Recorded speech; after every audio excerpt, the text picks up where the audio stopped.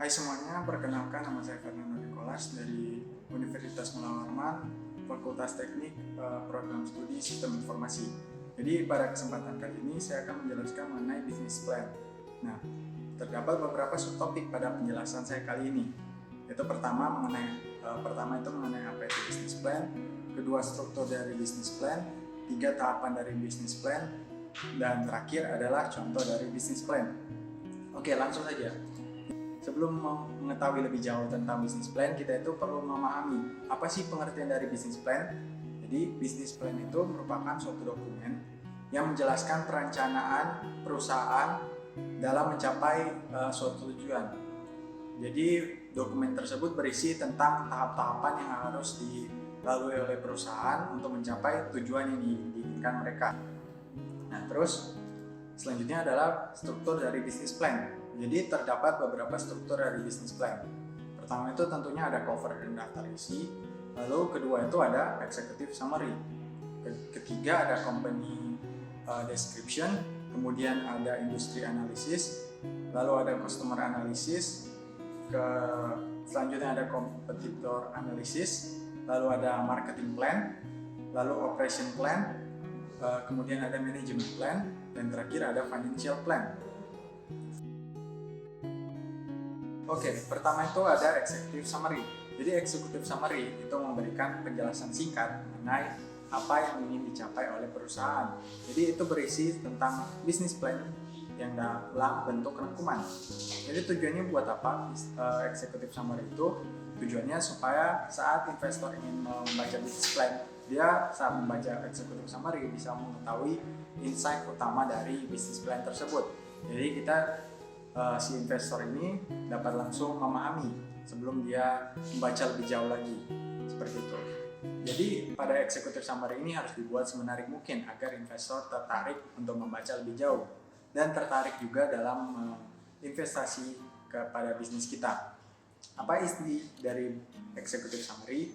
Itu tentang seperti apa bisnis kita, lalu seperti apa bisnis tersebut diorganisasikan, siapa pemiliknya, lalu seperti apa kinerja dari pemiliknya, lalu setelah itu ada industri apa, lalu fungsi utama dari bisnis tersebut, selanjutnya di mana lokasinya, lalu bagaimana cara mereka menghasilkan uang.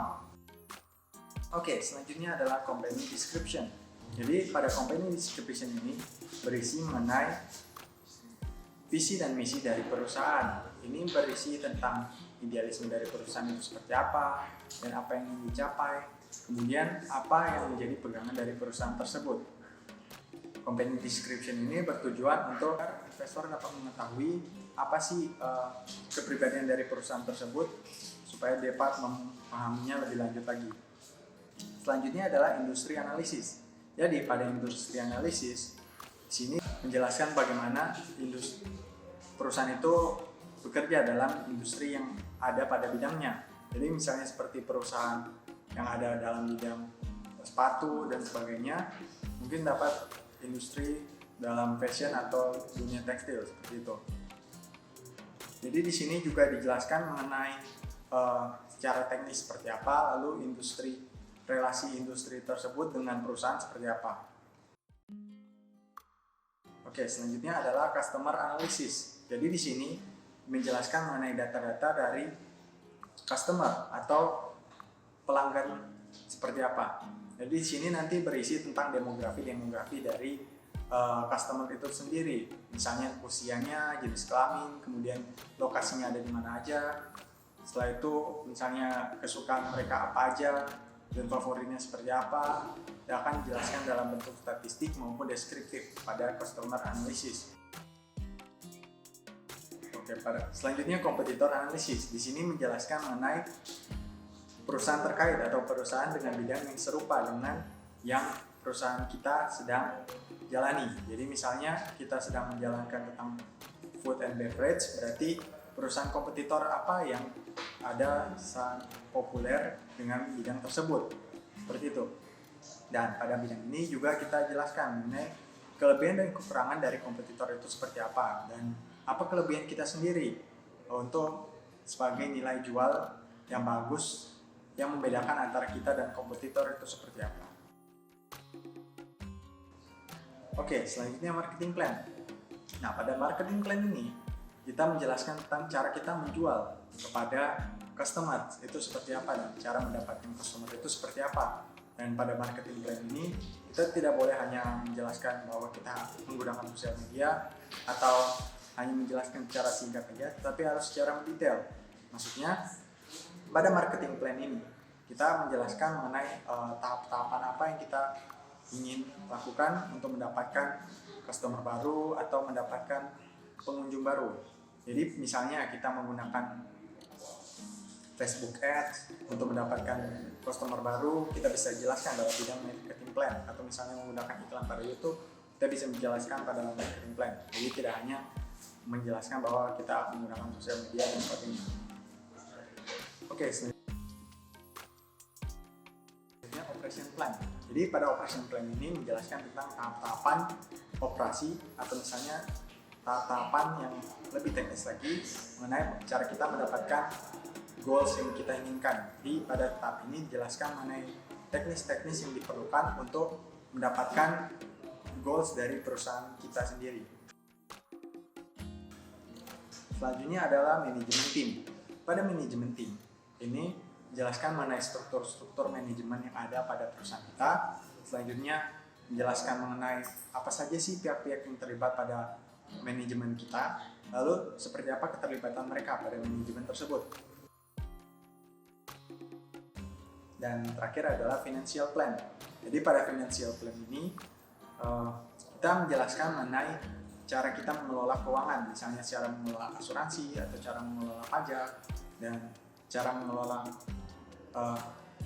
marketing dan sebagainya. Dan mungkin tidak harus sedetail dengan menggunakan neraca, akuntansi dan sebagainya. Tapi pada financial plan ini harus juga mencakup mengenai insight utama dari perusahaan kita. Jadi cara kita mengelola finansial kita seperti apa, kemudian cara kita dalam mempertahankan bila ada terjadi kerugian. Jadi demikian untuk tahap-tahapan atau struktur dari bisnis plan itu. Selanjutnya kita akan membahas mengenai contoh-contoh dari bisnis plan itu seperti apa. Oke, selanjutnya kita akan membahas mengenai contoh dari bisnis plan. Dan seperti yang kalian lihat di sini, ini merupakan salah satu contoh dari bisnis plan Flower Restaurant.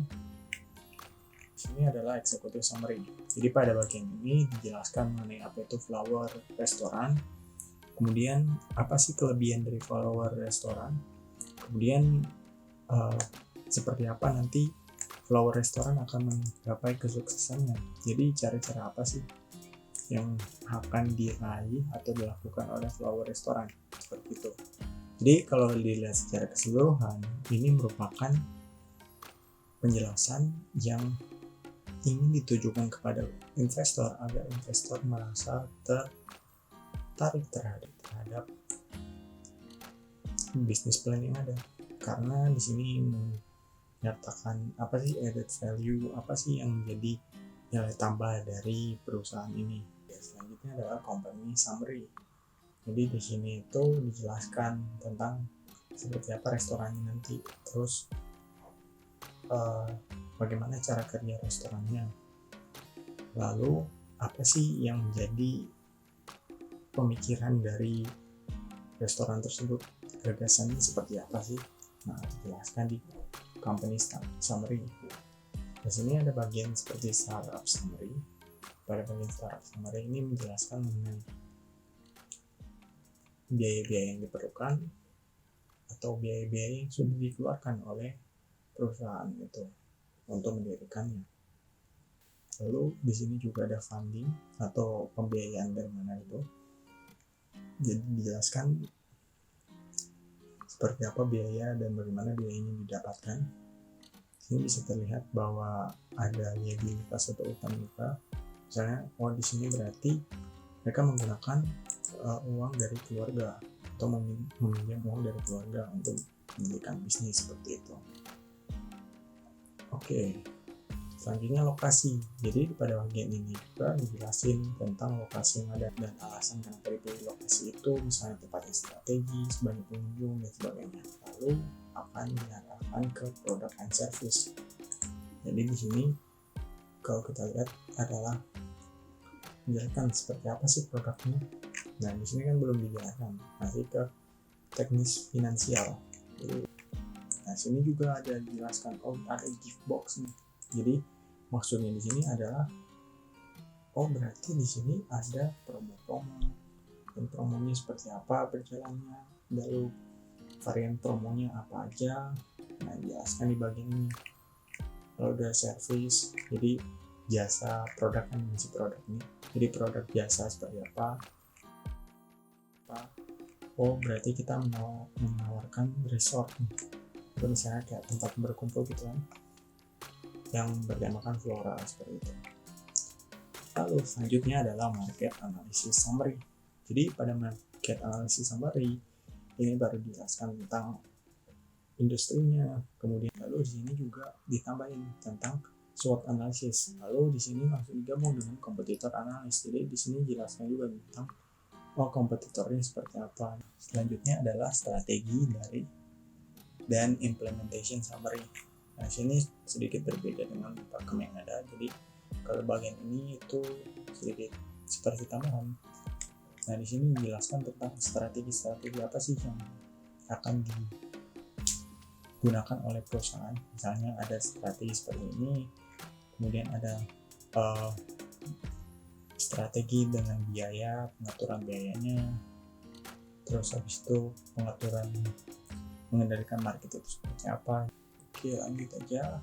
Lalu ada manajemen summary. Nah, di sini jelaskan tentang, di sini singkat aja, jelaskan tentang cara manajemen, karena ya setidaknya di atas ini udah cukup jelas apa manajemen yang dilakukan seperti apa. Di sini dijelaskan tentang bagaimana nanti rotasi yang dilakukan, misalnya manajer yang ada itu harus umurnya maksudnya manajer yang kayak misalnya manajer perusahaannya setidaknya 5 tahun pengalaman kerja di bidang yang sama. Nah, seperti itu. Oke, selanjutnya adalah financial plan. Jadi pada bagian ini itu cukup penting, dan biasanya pada bagian ini terdiri dari berbagai macam analisis ekonomi serta